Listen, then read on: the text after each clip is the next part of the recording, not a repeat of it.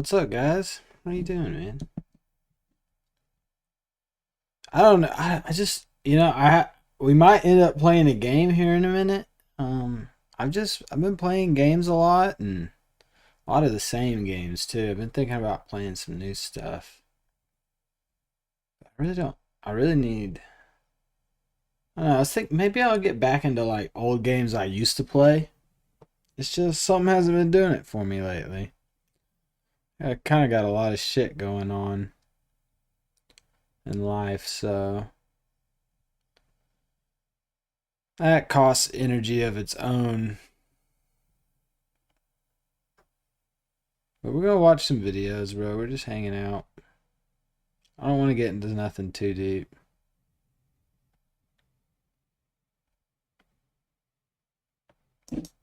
What is this about Mac Miller? Ooh, Mac Miller video? Chat, y'all fuck with Mac Miller. Brian is I know this already looks sad. I've ever worked like it looks really sad. Let's just see content how it calendar goes. using Monday.com, his strategy. I had a problem. It started by me just sitting inside all day. Then you get bored. Then you're like, well, I could just be high and I could have a whole adventure in this room. I have a tortured soul. You know what I mean? And us with tortured souls, sometimes you try and numb the things that hurt your tortured soul. You know what? I think I was just tired, man. It takes a lot out in your body. I want to wake up with energy every morning. I just went through a long period where it was, I didn't wake up very happy. You have to exist in the world you create. So if I make a depressing album, my whole tour is depressing. Then the late night performances are depressing. Like the energy is depressing. All that whole self-destruction and, it was wild to be around me for a while. You know what I mean? Like, especially in my creative space, it's like, it was weird to be around people who have been with me through being a 19-year-old wide-eyed kid to being a self-destructive, depressed drug user. There's been a lot of talk about me being on drugs. I mean, do I look like I'm on drugs to you? No, I don't. But in reality, you can't. You have to face your problems. You can't push them down. Why do you tattoo? Because I love pain. What happened to the innocent little kid who we all fell in love with? Oh my God, Mac is a drug addict. Yeah, people, they experiment with things and things like that, but I'm not a drug addict. You know what I'm saying? Like, I drink a lot, which isn't good. It's like how I sleep a lot of times. Just me in bed with a bottle of Jameson. Weed didn't relax me from everything. It made me more paranoid about all the shit happening, right? So like, I needed to get a drug that was a little more numbing, if you will, and less like in your head. It's really what sparked me doing other drugs is because I hate being sober. Where do you see yourself in 10 years, Mac? Hopefully, doing a lot of... This is crazy because, we all heard about, what it's like growing up as a star, or we've seen it with like, so many times over and over. I really don't want to get into it because it's hard, honestly, to separate the, child stars that just, went crazy with the money or the fame or just like was under a lot of pressure, but like Britney Spears. Then you have the whole other aspect, the PDF aspect that was going in on a lot of stuff from my childhood back with Nickelodeon and Dan Snyder. There's a lot of, so I couldn't imagine. It's crazy seeing how deep things can get for like he said earlier when he was just a bright-eyed young lad, and then he became a drug addict, and I thought he was good, bro. I thought he had turned around, during this point in his life. So this is crazy seeing it all put together. Different things in entertainment. Maybe I have a kid. You're gonna be bigger than you are now. Life begins and it ends. Real talk. Fans and neighbors leaving flowers, candles, notes on rapper Mac Miller's doorstep. Those close to him struggling with the fact that he is gone at the age of 26. You ever feel like invincible? Damn. You gotta understand is that I lived a certain life for 10 years and faced almost no real consequence at all. I had no version of the story that didn't end up with me being fine. For a long time, it wasn't just in music, but I definitely was going through a drug problem and and I think it was more my state of mind. I was just pretty depressed. I secluded myself in it because I felt like it was just a whole bunch of stuff up here, you know what I mean? Where I'm like, I need to be locked away in my creative space because I'm a creative person and no one understands me. Then there's all these things that you don't think are big deals, like for instance, drinking. Yeah. Like I was like, what you mean? It's alcohol. Like, you mean it's just drinking? Like, I'm not any better than anybody else, man. That's what I've always said, is that I'm a regular dude. You know what I'm saying? I'm not here to like be any golden boy or anything like that. I'm just a regular dude. So for me, music is the most important thing in my life. Like, more important than any of these vices. That's the most sacred. As long as that is the fundamental foundation of my whole philosophy with every single thing I do, I don't think people really lose. You get worried about your legacy, which is not what you should be doing, right? That was my problem. I kept on thinking about how will I be remembered, right? When this is over, what will I be remembered for? What am I gonna... I wasn't worrying about the present, which is most important. So for me, that was a big shift in state of mind, was to stop worrying about what people would say when I was dead. An IQ of 85 to 115 is considered average in the U.S. And gone. For me, it's being able to touch and affect people in a positive way, and have music that lasts for a long time, have a long career, and just, you know. He's spitting facts. For me, at the age that I'm at now, which is older than Mac Miller, one of the most important things to life is to touch other people's lives, or to impact other people in a positive way. And that is something I just would like y'all to hear clear, is that, you know, if you want to be able to, you know, lay on that deathbed when you're old and hurting and be all right with getting out of here or letting it all go, help some people, man. Do some positive stuff for some people. Being able to be influential in a positive way. Yeah, I made a stupid mistake. I'm a human being, like, drove home drunk, but it was the best thing that could have happened. All right, Chance. I just so happened to start up a chillin' stream, and it was a video I scrolled over. So I needed to run into that light pole and literally, like, have the whole thing stop. Don't do everything I do. I'm gonna make mistakes just like anybody, you know what I'm saying? Faces was self-aware, but Faces was self-aware, kind of looking into the mirror like, I don't like this guy. And how Faces was constructed, though, is the more layers you pulled back, the more pain that was in there, right? I've proved to myself that I can be faded all the time, make great music, and make it day to day and carry on. But, like, all of a sudden, just being completely clear-headed was like, that was the new high. Because it's like, oh, wow, like, I'm feeling things. And I was kind of scared that I wouldn't be able to create. But I was like, wow, I'm a superhero. But it's actually easier for me to not relapse and get high on the road, because there's too much positive energy. Every night you're coming out to people that love what you do and that love the work you make. So you're a selfish piece of shit. You know what I'm saying? Like, I just worked.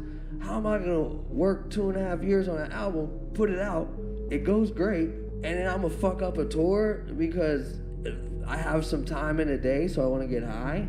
Like, when was I ever like this little ass? Yeah, he was fucked up when he did innocent that. Kid that everyone thinks. You know what I'm saying? Like, I'm just me. I also want to have low points.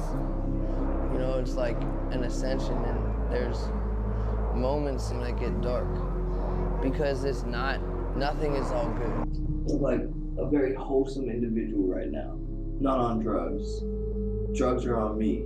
Everyone is so much better now that I'm good. Okay. You feel me? Like, you realize that that's all that your homies want for you. The darkness was a great. Not Chance. You gotta go through everything emotionally. Chance a hater.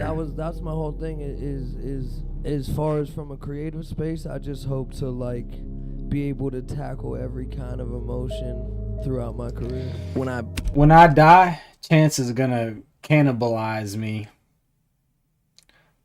in any way that he When can. I put that record out, that was the first time I had a clear head in 10 years. A lot of the music I had done recently was a little darker and sad, depressing, if you will. There's a lot of work to do with the world and ourselves.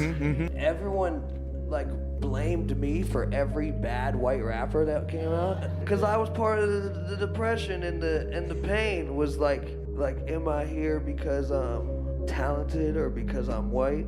Which one? You know, like what is the reason? This is What is he better? He's not better at rapping. Real sadness. Yeah. This isn't like, you know, me putting some going to the pharmacy trying to pick a emotion and put it together. You know, this is like a real. Let's see. Mac Miller's highest video. Mac Miller. We can go here and see what this says. 550 million right there. 550 million.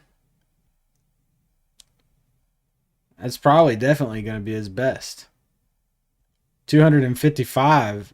Oh, that's 1,000. We in the thousands on Mac. 159 million. So 550 million seems to be the highest. All right, now let's look up MGK. You know, MGK be view botting. 114 million, 25 million, 12,000. Oh, we're getting thousands over here too. Oh, that's 5 hours ago. You seen that? You want to check it out? Can't watch it too much. Yeah, that's what that video was too. That was a huge album he had recently dropped. Or no, that was not really recently, but yeah, something like that. That was his last album.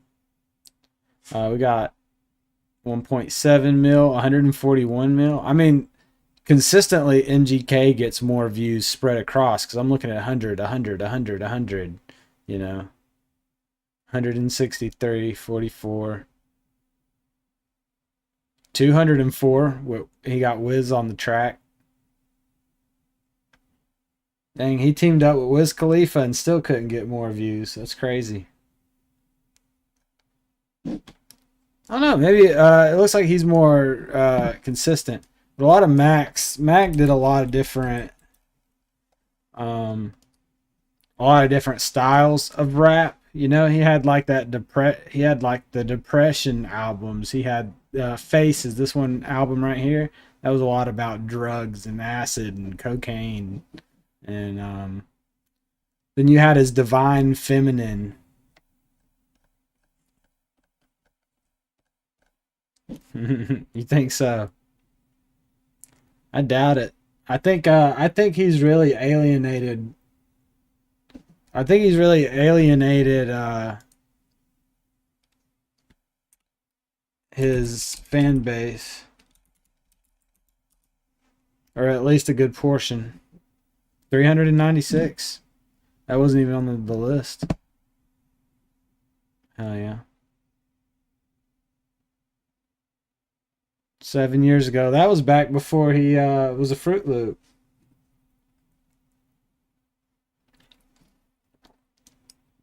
He was still hard back then.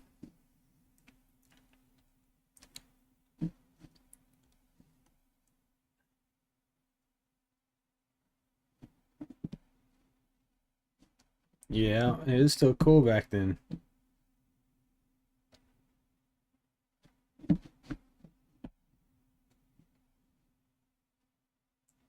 Ooh, we could watch.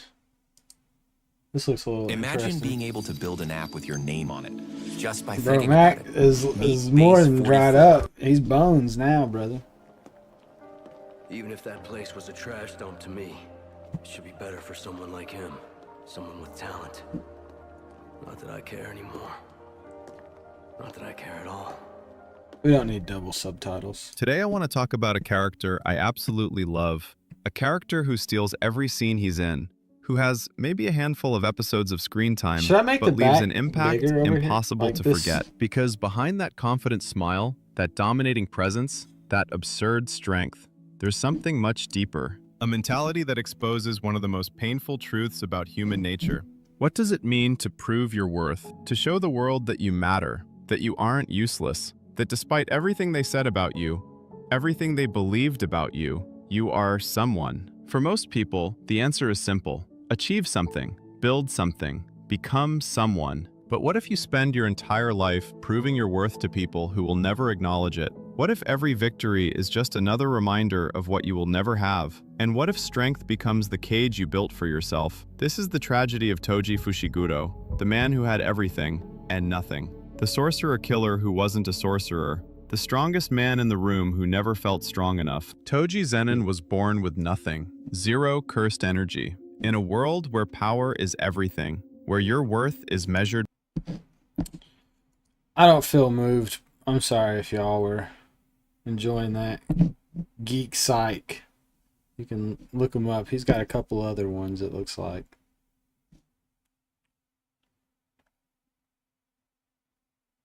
Wasn't feeling that, bro. We just watched the same thing, but the Mac Miller version. I'm not going to watch two depressing, spiraling videos back to back. We got to spice it up.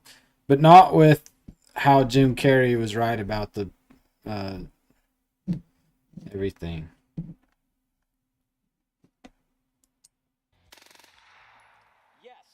What is that caliber? This is a semi-automatic firearm.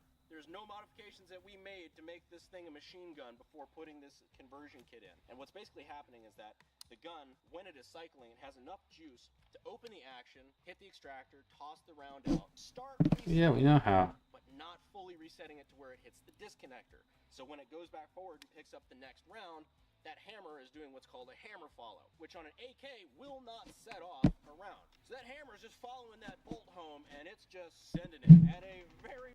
If you're a small content creator, use this... Little MP40 action.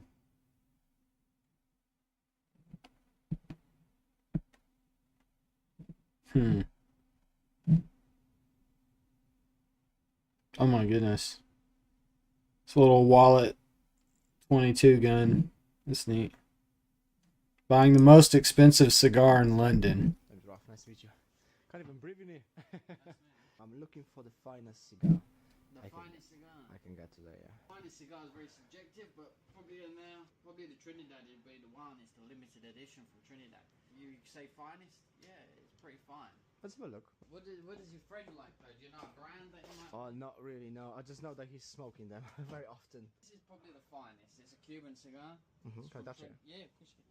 One of those is £200. So haven't you got anything more expensive? I have stuff that's more expensive, but I wouldn't say it's smokable or very fine. Yeah. They're because they're old, very old. And the most expensive? Yes. I'll show the message. Wait here, I'll get it. You can just make up stuff at that point. That's the most expensive. You can literally look, it doesn't have a wrapper or nothing. It looks like a blunt. You could just rip people off. And that's £10,000. These are, 80 years old, 90 years old. It's past its peak. It's more of a... So we're talking about the most historic one. That's the finest one. Can I get anything... In between now? Kahiba Bahiki. So you got 3 sizes. Probably would suggest the 54, so I put Kahiba Bahiki. And that would be your middle ground, and that would be around a £500 stick. Now, is there any information you could give me about it again, so I can pass it on to her? Well, if the boss was here, he'd maybe be able to tell you the story about something about inside that cabinet was a letter. The letter says, I took a couple cigars to go to war with. How's it going? Oh, that's actually pretty cool. That was a cool interaction. I like that dude's video. Let's see. Wait. Shout him out. No rejection guy. Oh, what? He just talks to people? Bravo. Bravo.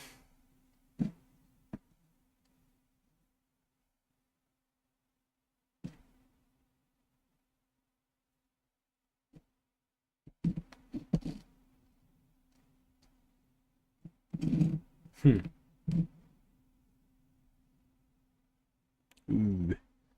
The Tokyo Ghoul torture video.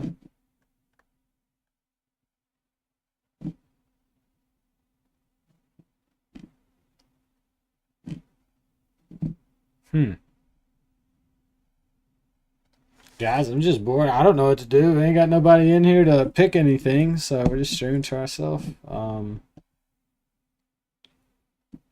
what do we watch, man?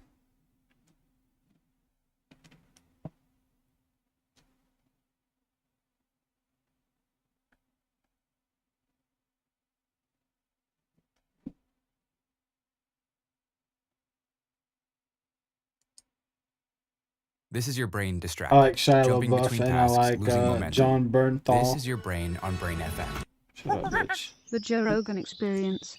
What kind of blowback? Oh man, so much. I think that look, man, when I had Shia LaBeouf on, after these allegations came out of him and being physically and emotionally abusive to his girlfriend at the time. And what was crazy was I never wanted to have any actors on. That was kind of like my rule, just because and not because there's just so many podcasts where actors are talking to actors and they're talking about, and I'm actually interested in that shit, but like nobody needs to hear me talk about that. Right. But Shia at the time, he was a guy that, when we did Fury together, that was such a wild experience. And, I fucked it he up. was this guy who came in, he like pulled his tooth out because he thought his character shouldn't have a tooth. He like cut his face, he didn't shower for 8 months. And at first when I met him, I was like, wow, this guy's just fucking, he's just loud, he's wearing his process on his sleeve, showing everybody how hard he's working.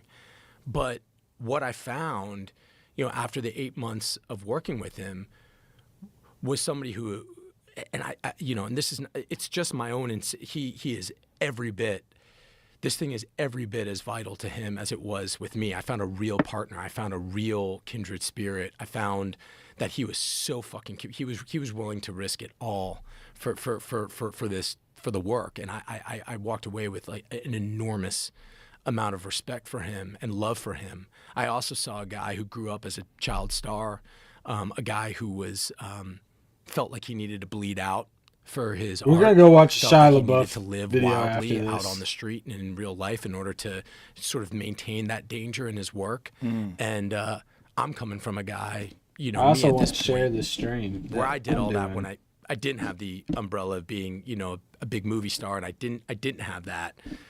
But now I'm a guy who's absolutely a committed husband and father. That is my life. Like that, like my life is my family, and what I found is the things that I can tap into, and my emotional sort of accessibility of being a dedicated father and husband is so much greater than when I was sort of this wild animal. And I care about people way more than I care about myself. My ego is dead in that in that sense. So I really wanted to be there for him. And the first thing I remember seeing him and seeing this like raw nerve and this unbelievable talent, I would say, I think he's the best actor I've ever worked with. And I really wanted to protect him. And I think more than anything else, I really wanted to show him what a real friend was like. I just remember like saying that to myself. I want to show you what a real friend is like. I feel like you've never really had a real friend. And my friends, the guys that I grew up with, they've been my best friends my whole life. They couldn't do anything without them. I value that so much, right? So we had him on the podcast real early on, and which I have that podcast on my watch right later. at a time when he had gotten in trouble down in Georgia, and he went to rehab, and he wrote this movie sort of about his own life called Honey Boy that got nominated for an Oscar, and he wrote it, and he starred it, and he played his dad. It was a movie about his life, and I kind of I haven't seen that. sort of Honey Boy. celebrating Honey boy. you know, where he was at, because for a long time he had taken a lot of shit from this industry, and here he was sort of on top of the world. And I remember at the time, you know, my agents at the time were calling me being like, you think I could just get a phone call with Shia? Like maybe we could like bring him, you know, just, he was like, you know, and then this woman said he did these things to him, and he was just done, you know, canceled. And I'll say, man, when I heard those, when I heard that he had done those things, you know, for me, there really is a red line with people that I need to look at with myself. And through all the shit that I've seen, all the shit that I've done, man, I can't be down with you if you put your hands on a woman. If you put your hands on a woman or a child, dude, I just like, yeah, I can't, man. I can't. I can't get over that. I can't. And I heard this, you know, about my friend, and, you know, I was really brokenhearted about it. And time went by, I mean, like 2 years, and, you know, I know how much, you know, acting is not only important to him, but like sort of necessary for his survival. And I would reach out on text, you know, checking on him and that, but we hadn't made contact. And then I heard that he was having a baby, and he was married. And I reached out to him, and I said, hey man, maybe it's time for you and me to have another talk. And I made a decision with my team and with him. Again, you go back to the intentionality, and I really looked at this role that you have of being a friend, and being a friend is not about turning your back on somebody when they do something that you find fucking deplorable or when you find disgusting. Your job as a friend is to make sure they don't do it again. And your job now, as this guy's being a father, is to step in there and say, hey man, where are you at? Like, what are you doing? What kind of work are you doing? Where are you? Like, that's what being a friend is. And everybody in my life was like, worst idea in the world. You cannot do that. You cannot do that. And Yeah, then, we're gonna have to watch he a Shia came on, LaBeouf man, video after this. And we spoke, and you know, it was weird because I found so many of the same themes and so many of the same the heart of what I found in that LWAP community. I found in Shia, the level of disgust, the level of work, the level of commitment, the level of shame, the level of time spent, this fluency with his victim. And I had no interest in exonerating him or saying or saving him in any way. I wanted to check on him, and I wanted to see how he was doing. And I felt that was an honest thing.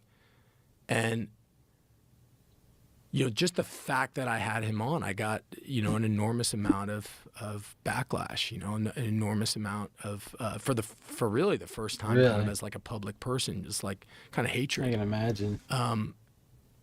And the fact Hollywood. that I had given somebody, It's a big old club, who could have, you know, who may have done these things that this woman says, you know, that really hurt people. And I felt fucking terrible about that, man. Did you wish you hadn't done it? No, no, because after talking to him and then going around and talking to women who have been victims themselves, talking to, you know, this one woman specifically who we were going to have on, but she had health issues and couldn't. But, you know, what I've found is so many people have reached out who said, like, I was in that place. Like, I was in that place where he was. I was in that place where I was, whether I was abusive or not abusive, I was getting there. And the drugs and the alcohol were getting the better of me. And I mean, really what, you know, he was 2 years sober at the time that I had him on. And I thought really what it was like a real meditation and shame, you know? And I thought that, you know, what this woman said to me was, you know, there's so many places and platforms for what a guy. women to go to. There's shelters, there's places to go to talk about the abuse, to be there to help people after the fact. But who is talking to these fucked up young men who are committing the abuse? Who is talking to them and saying, dude, don't do that? Like, I've been there. There is another way. This is not the answer. Stop. Go get help. Change your behavior. It's true. Work. You Put get in the prison. work. That's what happens in prison and or jail. Sometimes I in jail. just, you know, I ultimately felt, you know, that what he said could have a real positive effect. And I believe, looking back on it now, again, man, it's like, you know, what are you going to do? You can weigh the comments of people who have told you, you know, you're the worst guy on earth for doing it, or you can weigh the comments of the people who say, hey, man, that thing saved my life. Or, you know what I mean? I can't look at it that way. I look at the intentionality behind what the show was and why I decided to have him on, and then why I decided to air it, and I stand by it. Yeah, maybe that's what we should watch. These are both from 30 years ago, so these had to have been like recent compared to each other. I mean, like within a short amount of time.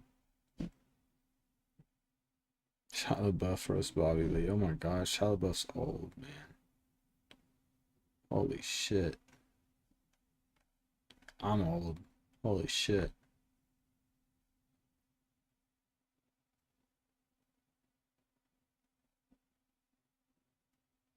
Yeah, let's look up the Shia LaBeouf story before we watch the interview. Because, dude, it's already, like, I'm already getting a bigger picture. Glad his name's right there for me to read.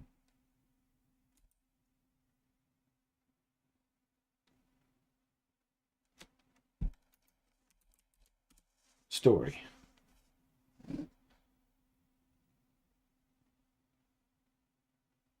Became Hollywood psychopath. That seems a little... Tragic life of Shia LaBeouf is better than psychopath. But which one's going to be more honest?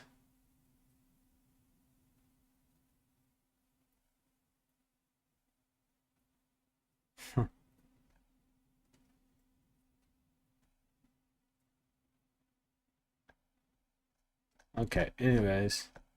Let's go with the negative bias. Let's see how that ends Smart up. founders know something most people miss. It's 30 Get your minutes, domain though. name even if you're not ready to launch your business. If there's any actor that truly can be described as one of a kind, it's Shia LaBeouf. There's no celebrity quite like him because honestly, it's impossible to compare him to anybody. He's a former Disney star, a blockbuster superstar, a meme, but above all, he is known as that celebrity who was wild as fuck. Whether it's being wasted in public or doing some weird art performance that has a very vague meaning or being accused of doing some wild shit to his ex, Shia has always been in the headlines for something unexpected. Even with a movie catalog of over $5 billion, Shia has much more of a reputation for his own personal antics than his art. So much to the point that it basically sabotaged his career entirely. Steven Spielberg even once called him a Hollywood prodigy. So how did this all happen? For so long, Shia would get into the cycle of having an amazing career run, then he would steer off the wrong path, have the opportunity to make a comeback, and then completely fuck it up. And at some point, Shia's constant lies about his childhood, his art, and his crimes would soon bite him back in the ass. Today, we're gonna look at one of Hollywood's biggest failed prodigies. So let's cut the bullshit and get right into it. Now, Shia's troubles start where almost anyone's troubles start, childhood. Specifically, in Echo Park Lake of Los Angeles, California. This was where Shia was born and grew up his entire life.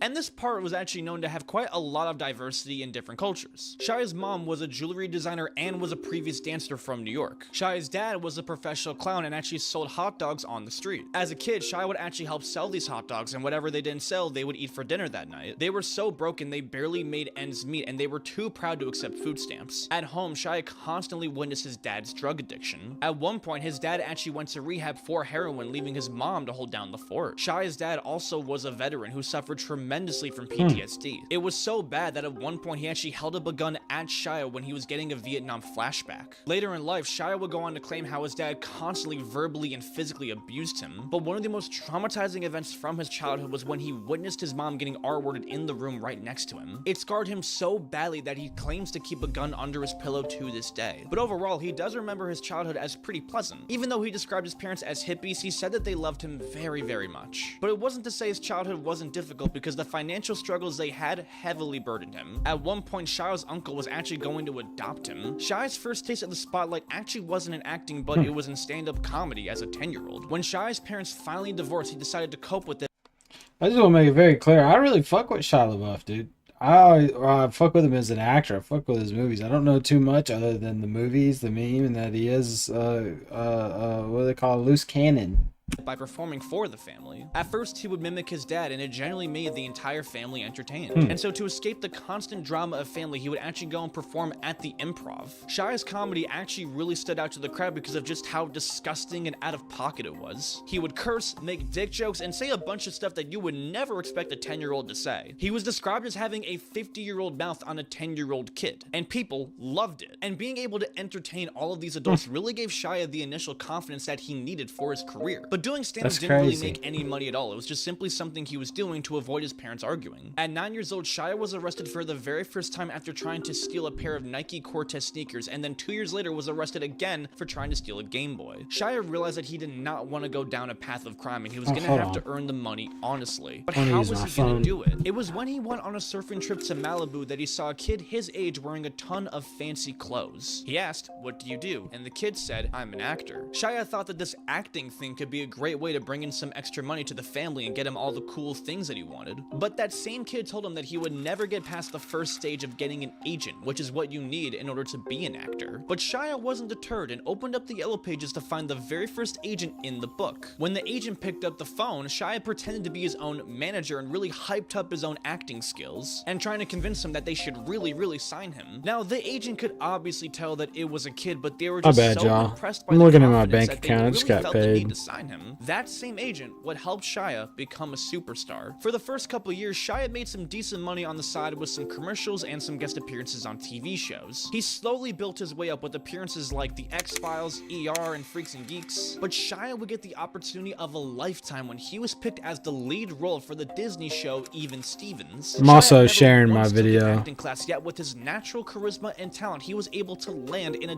Disney show. Now, Shia played the character of Lewis, the lewd, raising, and outrageous character who would create all of these wild inventions to shortcut his way through life and also committing all of these wild pranks. Shia absolutely stole the show and made this series an absolute hit. So much so that it landed him an Emmy Award as a kid. But Shia didn't exactly escape the trenches with this role here. Now, it's not for certain how much he made, but it is estimated that he made around $10,000 per episode on the show, which was good money, but it wasn't exactly luxurious at the time, when you subtract taxes and all of your team's cut and everything else. When Shia was filming the show, he had his dad on set with him because he was required to have a guardian with him. And to be close to the set, Shia and his dad stayed at a $45 per night motel that was nearby. Shia's dad was still suffering heavily from addiction, so much so that Shia would actually attend AA meetings with him. Okay, that's enough. I sent it to a couple of people. Really would continue the verbal and physical abuse on him. It didn't seem like Shia was really going to get away from his demons anytime soon, especially now that he was the breadwinner of the family and they were basically depending on him. Even Stevens ended after season 3 because Disney has a very strict rule of not letting any TV show go past 65 episodes no matter how successful it is. But it would end on a bang with the Even Stevens movie, which premiered to 5 million viewers. Now, having a good connection with Disney, this was able to give him future opportunities, and soon enough he would land the lead role for their new movie, Holt, a movie about a bunch of kids who were sent to a juvenile detention camp. This movie garnered over $70 million in the box office with a $17 million budget. It was a hit and considered a cult classic for many people, including myself. Yeah. This proved that Shia had real movie role potential and wasn't just some silly kid actor. After this, Shia's movie career officially began and he landed some pretty legit movie roles. The Dumber and Dumber sequel, Charlie's Angels Full Throttle, iRobot, and Constantine. He did a couple indie stuff here and there, but for the most part, he was really building up a good career. And then in 2007 to 2008, Shia had the movie run of a lifetime. In 2007, he starred in Disturbia, Surf's Up, and the most notable one, Transformers. Yeah, in total, these movies grossed over $1 billion, and Shia was the I forgot about role Disturbia. That was a crazy. And Transformers obviously was really Back the in movie the day, that made him a hit. It was literally the biggest movie of that year, getting over $700 million. Yvonne is my little Pookie Bear. We're an art Oh my and God. we're checking you. Targeted ads. Respectfully, of course. I know I say Pookie Bear. And yeah, a lot of us do remember this a lot more from Megan Fox, but don't get me wrong, Shia still crushed it with his awkward and hilarious acting performance. Yeah, dude. At this point, Shia was Shia known as LaBeouf the Transformers guy of was so Hollywood. cool. Guys wanted to be him because he was cool, and girls wanted him because he was shy and cute. Production companies were not asking, they were demanding Shia to be in their movie, and he would continue his hot streak with being in Indiana Jones: The Crystal Skull. But this movie was also where things started to shift for Shia's career. Now, Steven Spielberg saw I'm ready to Shia hear as it, the dude. new I'm ready to hear, because we all have heard things about Shia LaBeouf going crazy, the abuse with the ex, and so I want to kind of see. I want to get a little more fleshed out, detailed prodigy and wanted him to understanding. play the role of Indiana Jones' son. Now, this movie was a box office smash, earning more than $800 million upon release. But there was just one problem. The movie kind of fucking sucked. I mean, Indiana Jones was a legendary movie series and was deemed as absolute cinema, but this movie just simply did not really live up to expectations. One of the things that people really had a problem with was Shia LaBeouf's acting, because they didn't really think he fit the role very well, saying that they had dropped the ball on the legacy that people loved and cherished, and felt that the movie could have been updated. We just misinterpreted what we were trying to say. Harrison Ford actually responded to Shia by calling him a fucking idiot. As an actor, I think it's my obligation to support the film without making a complete ass of myself. Shia is ambitious, attentive, and talented, and he's learning how to deal with a situation which is very unique and difficult. This also completely ruined Shia's relationship with Steven Spielberg and basically diminished any hope of him getting a spin-off. Is this too loud? This could be too loud. There's a time to be a human being and have an opinion, and there's a time to sell cars. And what made it so much worse was the numerous scandals that he got in during this time. In 2007, Shia allegedly threatened loud a neighbor enough. with a knife after a road rage incident and spent 2 nights in jail. When this happens, he claimed, "While I was there, I at least understood that being in jail is not the move. It sucks ass." Yeah. Later, Shia would get arrested Got for it. one of the weirdest things that I've ever seen. For his 21st birthday, he went to go get a pack of cigarettes at a Walgreens, but then noticed a pimple on his head. When he went to go get ointment for it, a security guard noticed him and started laughing at him. Shia bought the cream, but then forgot the cigarettes. Shia wanted to go back to get the cigarettes, but didn't want the security guard to recognize him, so he changed his outfit. But the security guard did recognize him and made a joke about his change of outfit, and Shia would make a smart comeback. However, Shia bought a pack of gummy bears and again forgot the cigarettes. The third time he went to go back to get the cigarettes, he Bro. somehow got in a really heated argument with the security guard that led to him getting arrested. I have no fucking idea how that happened. But the worst one easily that year was when Shia actually got into a car crash while he was drunk at the wheel, crashing into a car that caused his to roll over. Luckily, no one was hurt, but Shia was charged with a DUI. And this would be the start of Shia's problem with alcohol. This did not end Shia's career by any means, but his long run of blockbuster hit movies slowly started to fade away after this. He would star in 2 more Transformers movies, earning him $800 million and $1 billion respectively. And by this time, Shia had earned more money by that last than he could one, possibly dream of. He was well worth over $25 million by the age of he was 25. locked in. He escaped generational poverty and now has officially entered generational wealth. He and his family were never going to have to worry about money ever again. And by this time, Shia genuinely started to care less about the money and more about the art. When Shia started this whole acting thing, it was basically to make money so that he could get the light up shoes and all of the cool things that kids had. But now, as he's gotten more deep into his career, he genuinely started to care a lot more about the actual art that he was making. And so he decided to step away from Why is generic my blockbusters quality like so Transformers inny and and step into outy? serious roles. Now, in 2012, Shia would actually make his first ever nude appearance for the song Fior Piano by Sigur Rós. I don't know how to pronounce it. This video was about a couple that was in a never-ending cycle of addiction, abuse, and desire. Most likely, it hit home for Shia because of his upbringing. This probably was the very first artistically bold thing Shia did that was not some generic blockbuster movie. Same year, he actually would even start getting into writing, publishing 3 short graphic novels and a webcomic series. He starred in the movies Lawless and The Company You Keep, which weren't big hits, but they did pretty well in theaters. Overall, this was a really good for Shia because he was starting to really get taken seriously as a creative already. But 2013 wasn't as nice to Shia. He would star in the movie Charlie Countryman, which was a complete box office failure as it had a $7 million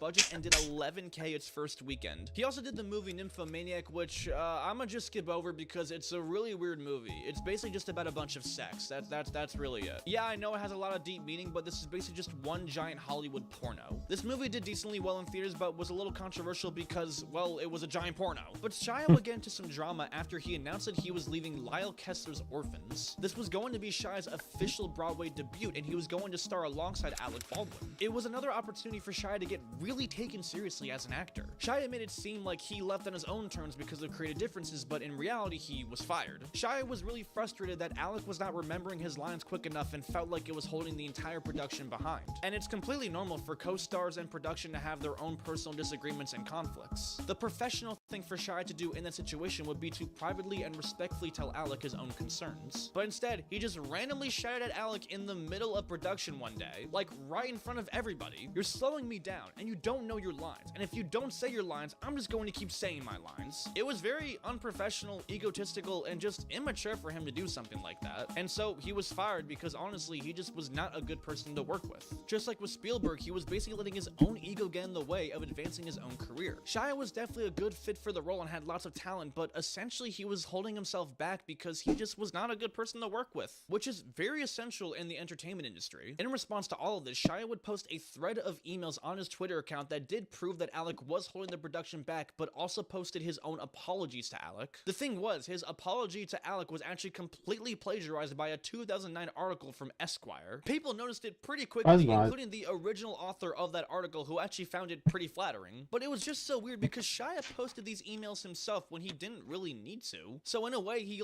kind of exposed himself. And this would start a very strange turning point for Shia that continued into 2014. Because that year, something changed in Shia. I'm not sure what it was or how it happened, but this was really the year where Shia would start to really lose his grip. It started off with this very weird continuation of plagiarism. He released his short film Howard Contour Online, which he wrote and directed himself. But pretty quickly, people noticed that there were a lot of similarities to the comic Ghost World by Dan Close. And when I say identical, I mean he quite literally stole the opening monologue word for word. That's crazy. It was undeniable. In response, Shia did take the film down and claimed that he did not intend to copy at all, saying that he just got really lost in the creative process. Dan, the original author, was pretty pissed, as you can imagine. Shia would go on to post several apologies to the situation on Twitter, but the weird thing was, these apologies were also plagiarized. Like, he literally stole the apology word from an old response on Yahoo Answers. Like, Shia was either really dumb or this was just some sort of joke. And when doing deeper dives into his work, people found even more cases of plagiarism. The comic Let's Fucking Party copied passages from the poet Charles Bukowski, and his comic Stalemate copies French novelist Benoit Dutre. I don't know how to pronounce it, but you get the fucking point, okay? This had to be intentional or something because there was no way he just accidentally did this, right? Shia would later say how this was a whole statement on how copyright laws were way too restrictive and didn't let ideas flow freely. And I mean, I guess so, but it's just a really weird way to state this by straight up copying other people's work and then presenting it as your own and then waiting for other people to call you out on it. Soon after all of this, Shia would actually tweet a description of his next project, Daniel Boring. Not only was this taken from a comic of the same name by Dan Clowes, but also the description was taken word for word by the actual comic too. Eventually, Dan would actually send Shia a cease and desist because he was just sick of Shia's shit. 1 month later, Shia would make huge headlines at a very famous event at the 2014 Berlin Film Festival. This was when he walked down the red carpet with a paper brown bag over his head that read the words, "I am not famous anymore." The pictures of this went extremely viral and caused quite a lot of commotion. Shia was acting very odd that day because when he was at a press conference for the film Nymphomaniac, he simply only said this one quote. "When the seagulls follow the trawler, it is because they think sardines will be thrown into the sea. Thank you very much." So, who wants something the from University of Delaware, people with an IQ of 115 and above can perform. That same day, he also tweeted that he was stepping away entirely from the public eye. Why it's gotta be hard, bro. This was pretty unknown. If his goal was to not get attention, not easy being Shia LaBeouf. The opposite of that by putting on this whole entire fiasco. And this was partially explained when Shia formed a duo with 2 other artists, and together they would collaborate on various performance pieces together, and almost all of them were pretty fucking weird. 2 days after the red carpet incident, he rented out an entire gallery in Los Angeles titled I Am Sorry. For 6 days straight, Shia would just sit in a room and people could visit him as they please and basically say and do whatever they want to him. "Hi, would you mind taking the bag off? Can you take the bag off your head? Can I take the bag off your head?" Wow. Okay, it's you.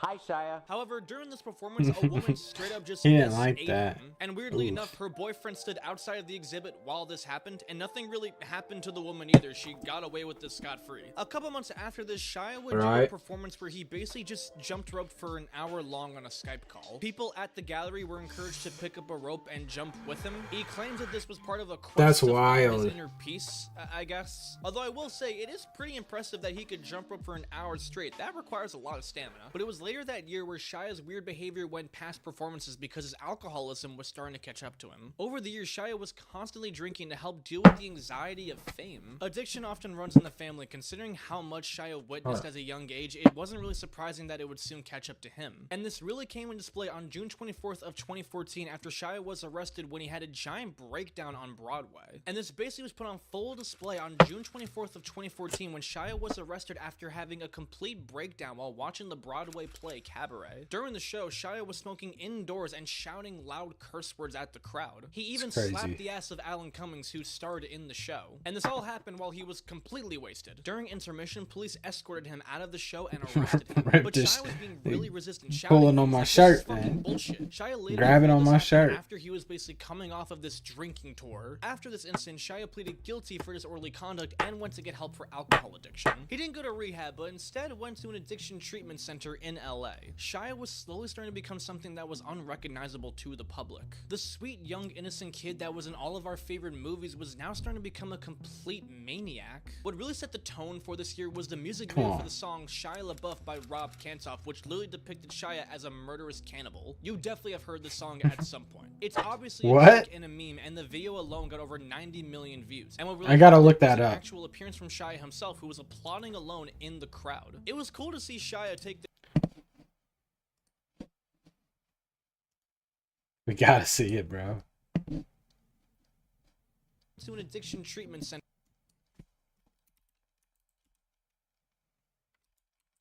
His name's so hard to remember how to spell. Let's see that. I want to see this. Guys, 3 minutes. Okay. Gay men. You're walking in the woods. There's no one around and your phone is dead. Out of the corner of your eye, you spot him. He's following you, about 30 feet back. He gets down on all fours and breaks into a sprint. No. He's gaining on you. Oh, shit. You're looking for your car, but you're all turned around. He's almost upon you now, and you can see there's blood on his face. My God, there's blood everywhere. Running for your life from Shia LaBeouf. He's brandishing a knife. It's Shia LaBeouf. The hell yeah! Hollywood superstar Shia LaBeouf. Living in the woods. Shia LaBeouf. Yes! Shia LaBeouf. Eating all the bodies. Actual cannibal Shia LaBeouf! Now it's dark, and you seem to have lost him. But you're hopelessly lost yourself. Stranded with a murderer. You creep silently through the underbrush. Aha! In the distance, a small cottage. Oh with a my light. goodness. You move stealthily. How forward. incredibly hard is this? Ah! It's caught in a bear trap. Gnawing off your leg. Limping to the cottage. Oh my gosh. Now you're on the doorstep. Sitting inside. Shia LaBeouf. Sharpening an axe. Shia LaBeouf. But he doesn't hear you enter. Shia LaBeouf. You're sneaking up behind him. Strangling superstar Shia LaBeouf. Fighting for your life with Shia LaBeouf. Wrestling for Shia LaBeouf. Stab it in his kidney. Safe at last from Shia LaBeouf. You limp into the dark woods, blood oozing from your stump leg. You've beaten Shia LaBeouf. Wait, he isn't dead. Shy surprise, there's a gun to your head and death in his eyes, but you can do jujitsu. Body slam superstar Shia LaBeouf. Legendary fight with Shia LaBeouf. One-legged. He's dodging every swipe. He parries to the left. You counter to the right. You catch him in the neck. You're chopping off his head now. Just decapitated Shia LaBeouf. His head topples to the floor, expressionless. What a performance! Knees and catch your breath. You're finally safe from Shia LaBeouf. I can. Yes. I know who it is because they just told us. Oh my goodness.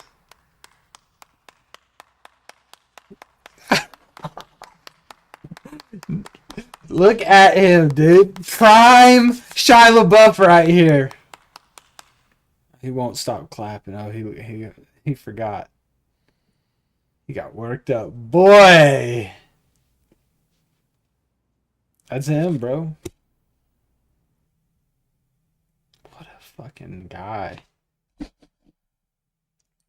What a fucking guy. That was insane. That was insane. Rob Cantor. The joke really well, but even as a meme, it was so iffy. Like,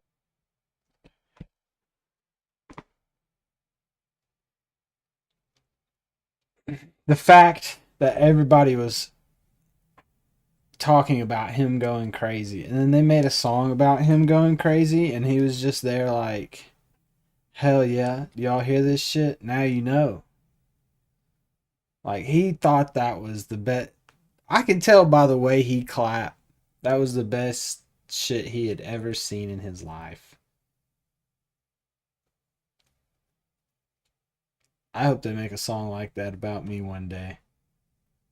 Surely they're at least cannibalizing. Like, yeah, it's not that serious, but simply just the tone of Shia in this video just seemed off. But even with the horrid year of 2014, there was a light at the end of the tunnel with his movie Fury. A group of American soldiers that go after a group of Nazis. So this is where he meets John Bernthal. Shia was the second and we already watched that part. Movie right behind Brad Pitt. And for this movie, Shia had a really intense method acting process to really get prepared for the role. Like, over-the-top method acting. To really give the impression of a soldier at war, he literally cut scars into his own face that are still visible to this day. When that wasn't enough, he wanted to get one of his own teeth ripped out. Initially, no dentist agreed to do it because it made no medical sense. So then he went to a random guy behind a Radio Shack that didn't ask too many questions and had him rip the tooth out. And on top of that, Shia did not bathe the entire time, which kind of pissed off some of the production team because they could smell it. But Brad Pitt and John Bernthal, his co-stars, were blown away with the commitment. This movie was a giant success, making over $200 million and being raved by the critics. People were going crazy for Shia's performance. One critic He is said, not fucking... That song, dude, set him off big time. He heard that song and he got made some motion. He started doing some things. Shia needed to finally get his life and his career back on track. But then Shia would get in his own way, because the very next year he was arrested after being publicly intoxicated in Texas. He wasn't being violent, he was just being really loud and jaywalking right in front of the cops. He was let go pretty soon after, but it was pretty obvious that he had not beat his alcohol addiction in any way. Shia would also continue the streak of his very weird and vague performance pieces. The trio did a piece called Follow My Heart where they transmitted Shia's heartbeat live for 6 days straight. They also did a piece called #AllMyMovies where Shia literally sat down in a theater and watched all of his movies in reverse chronological order. The stream was 3 days long, out the theater so that people can walk in for free and watch the movies with him. Oddly enough, this actually got a lot of positive reviews from critics. That's amazing. That's really cool. Genius, and they said that watching his facial expressions and reaction to the movie really helped people understand why he went so far for his method acting. But the most memorable piece they called it, oddly, and Shia in a theater and watched all of his movies in reverse chronological order. The stream was 3 days long, and Shia rented out the theater so that people can walk in. And reaction to the movie really helped people understand why he went so far for his method acting. But the most memorable piece easily was #introductions, which I'm sure you are aware of to some degree. For this piece, Shia did just do it in front of a green screen, which was the birth of this famous beam. Do it! Just do it. This became a giant hit on the internet everywhere and ended up being the most searched for GIF. But in turn, this somewhat hurt Shia a little bit because it was making him being seen as a joke rather than being taken seriously as an actor. To make things worse, the one movie he did that year, Man Down, completely flopped and was shat on by critics. When Shia started alongside Maddie Ziegler for the music video Elastic Hearts, this got a lot of backlash for coming off as somewhat pedophilic. Considering Shia was 28 years old dancing half naked with Maddie Ziegler, who was 12 years old, it gave people a pretty bad taste in their mouth. Sia would somewhat kind of apologize on Twitter for this, but backed it up by claiming that these were the only two people that were fit for this role. So, I don't know, you can be the decider of that. 2016 would continue to be a very mixed bag for Shia. He wasn't getting the opportunities that he once had. Is Shia LaBeouf?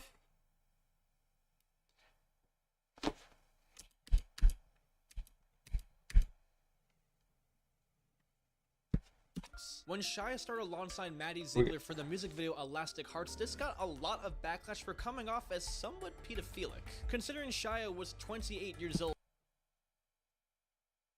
Was Shia LaBeouf in the Epstein files? We need to know. Let's Google it now. Dude. Because I don't think so. Shia LaBeouf. Epstein files. What a fuck. I wonder how many of these got. Oh, I didn't like that I seen this. Okay, we're gonna go back. We're gonna hope not. Dang, I wish I knew though. I need to know. Pretty bad taste in their mouth. Sia would somewhat kind of apologize on Twitter for this, but backed it up by claiming that these were the only two people that were fit for this role. So, I don't know, you can be the decider of that. 2016 would continue to be a very mixed bag for Shia. He wasn't getting the opportunities that he once had anymore, and he was a lot more known for his randomness rather than for his acting. Now, one of the good things that happened this year was when Shia announced that he was officially engaged to Mia Goth, who co-starred in Nymphomaniac with him. They got married in Las Vegas and were officiated by an Elvis impersonator because a regular wedding would just be way too normal, now would it? Shia would also star in the movie American Honey, which was a huge box office flop, but was very loved by critics, saying that the movie offers a refreshingly unconventional take on the coming-of-age drama whose narrative risk add up to a rewarding experience even if they don't all pay off. He even went viral in a somewhat good way when he showed off his rapping abilities. And not gonna lie, the shit was actually pretty good for someone who was just starting to rap. Shia was finally starting to have an uphill win, but then once again, he ruined his own momentum. At the beginning of 2017, Shia launched the project He Will Not Divide Us, which was meant to be a protest against Donald Trump, who was recently just elected. This project was a 24-hour live stream where people could walk up to the camera and say He Will Not Divide Us for as many times and as long as they wanted to, with the overall purpose, obviously, to preach that Donald Trump will not divide them. Celebrities like Jaden Smith even joined on this live stream. The stream's duration was scheduled to last the entire 4 years that Trump was going to be president, but ironically, this became the target of excessive trolling, specifically trolls from 4chan, and those are some motherfuckers that you do not want to mess with. These guys would start to troll the stream by spreading messages of white supremacy and Nazism, ironically the exact ideologies that Shia was trying to get away from. It got so bad that Shia was literally arrested for assaulting one of the people on the stream, and it was literally broadcasted live.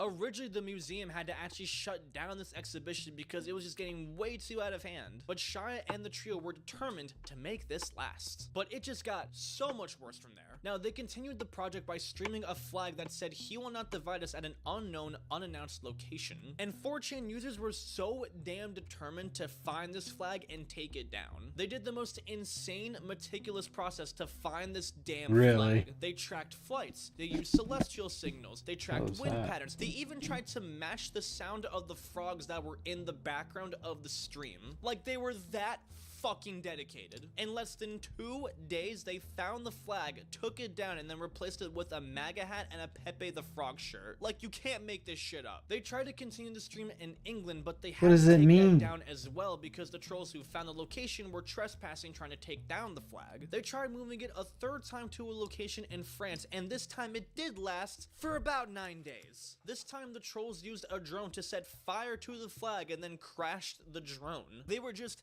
that dedicated 4.6% dropped seemed like a frames. joke because a big-time celebrity was literally taking an L from 4chan trolls, and Shia's alcoholism still severely affected him to And the it's point going where it up. got him arrested. And the whole thing was just really odd. In Georgia, Shia asked a man for a cigarette, but when the man refused, Shia started to shout loud slurs at him. When he was arrested, Shia started getting really aggressive with the cops and started calling them racists. The incident got so much worse because when he got to the station, he said weird stuff to the cop like, "You put your own kind in the pen?" He also told one of the white cops that his wife fantasizes about black men. Shia was sentenced to 1 year in probation and was ordered to get therapy for his addiction. And this seemed to be an absolute low point for Shia. His personal life was falling apart, his career was a joke at this point, and the public saw him as a crazy maniac. And soon enough, he finally would start to turn things around. This was the sign for Shia to really get his shit together. And the next year, in 2018, Shia was quiet, but in the good way. Shia and his wife got divorced, but it seemed to be on pretty decent terms. There was no drama or anything, they just simply split apart. And he moved on pretty quickly, getting into a relationship with musician FKA Twigs. Side note, her new album is really, really fire, and honestly, you should check it out. Whenever Shia and Mia were out in public together, they seemed really, really happy. Like, genuinely happy. Shia was not really in the news that much and didn't do any movies that year. But this seemed to be a good thing. Shia really seemed to take the time that he needed away from the spotlight and just overall prioritize his peace. A clear mind, a nice partner, sobriety, Shia was really starting to get things back on track. And this would continue into 2019 where everything changed for the better. Now, during Shia's 2017 arrest, he actually was on the set for the movie Peanut Butter Falcon. Now, this movie is about I loved this movie, dude. From an assisted living facility and befriends a local fisherman. This movie overall did not do the best in the box office, but overall, it's probably the best movie that Shia has ever done in his entire career. The story about the two main characters is honestly just so wholesome, and it was a really nice watch. Shia absolutely kills this role. It felt like a rebirth for his character, and all the critics felt exactly the same. And for the promotion of this movie, Shia did an appearance on the YouTube series Hot Ones, where he seemed to be in a much better place. In this episode, Shia was charming, wholesome, and making lots of jokes. And it didn't seem fake. A real Shia LaBeouf. Wow. The man who was now in a much better state of mind. This episode got over 25 million views and became one of Hot One's most popular episodes. This is easily the best episode ever. They last dabbed the entire show, and Shia was actually cleaning his wings. I feel like I can bring Shia a drawing I made in the 2nd grade and he would tell me it belongs in a museum and then call my mom to tell her I'm a great son. I have never seen someone on the show make the background people laugh as much as he did. What really made this Shia's best year ever was when he released his own personal magnum opus, Honey Boy. This movie was entirely written by Shia and also starred him as well. This movie was based on Shia's real life and he played his own father. Initially, Shia wrote the screenplay as a form of therapy while in rehab. The film is about a very popular movie star who gets into a DUI accident, gets into an altercation with police, and then has to go to rehab. The movie star then goes into the memory of his traumatic childhood, specifically with his dad. Shia as the dad really captures the alcoholism, the physical abuse, how he forced his son to do acting gigs to make money, and also giving his own son drugs. This movie was a brutal and difficult film about the passing of trauma onto children and the real effect it has on people. Amazon Studios was in charge of distribution, so it had a very limited theatrical release, but when it did release, it actually was pretty successful. It wasn't a blockbuster hit, but it did do decently well. The movie did wonders for Shia in many ways that he can imagine. For one, his acting and his writing was praised by critics like never before. This wasn't just a performance, it was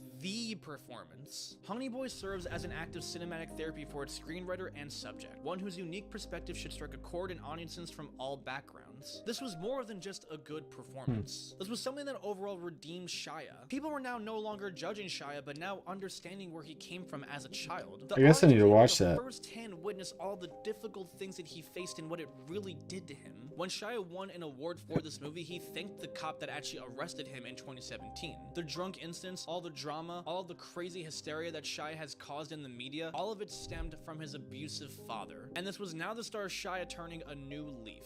Finally, he was able to leave the demons behind him. But once again, Shia got in his own way. In 2020, we find out that there wasn't really that much that really did change from Shia. It started off on a bad note for Shia losing the lead role to the movie Don't Worry Darling. The director, Olivia Wilde, claimed that Shia was fired, but he claimed that he left in his own terms, even posting several text messages to prove it. That year, he would get arrested again after getting into a fight with a random man and taking his hat. That same year, Shia's now ex-girlfriend, FKA Twigs, would actually file a lawsuit against Shia Shia claiming that there was tons of abuse on his end. Initially, the two started dating on the set of Honey Boy, the movie that healed him, and everything was great until it wasn't. According to her, Shia was physically abusive to the point of insanity. It started with moments where he would pin her to the bed and then start headbutting her until she bleeded, or then choking her in her sleep. There was one moment where they were driving together and Shia threatened to crash the car unless she professed her love for him. It's pretty wild. On top of that, she claims that he knowingly gave her an STD. What that STD is, I don't know.